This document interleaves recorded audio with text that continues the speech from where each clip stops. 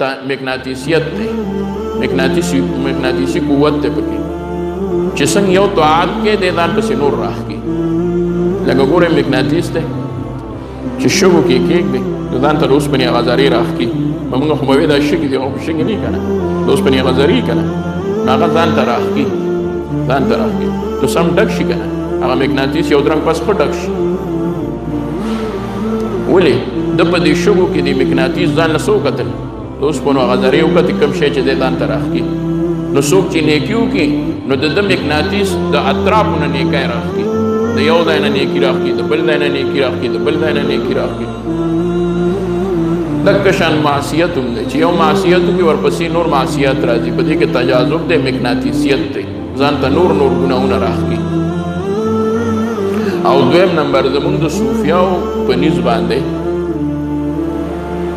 د یو څیز په سلب کولو کې امکان د دې شته چې هغه بنده ته مفضي وګرځي او بنده ته راجي شي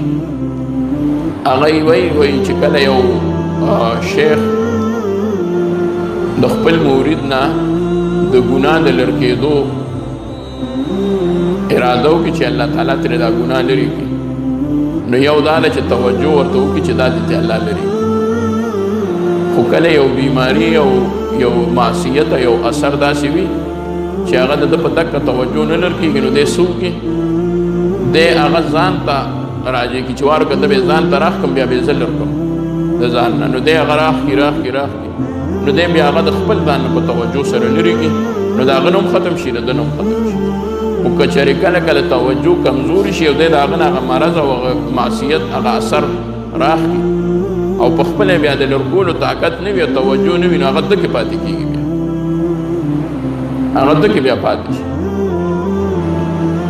نو د دې د وجې د چا د په ذات باندې د الزام نه ځان ساتل پکار دی دا غټ ګناه دی چې بنده په چا الزام لګوي یا هغه ته نقصان رسوي څوک چې چاته کافر